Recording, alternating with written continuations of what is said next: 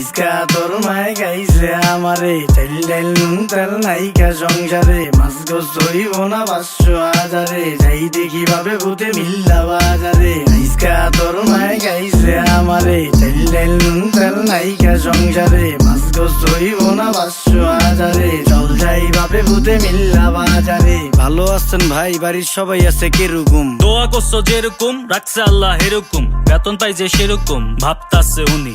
যে কয় টাকা বেতন পাই সবই চিনি মিনি, 1 মাসের বাজার সদাই একেবারে কিনি, আটা ময়দা চিনি খালি এই টাকাটাই ঋণী। Very good very good. আরেকজন কয় ভেরি গুড।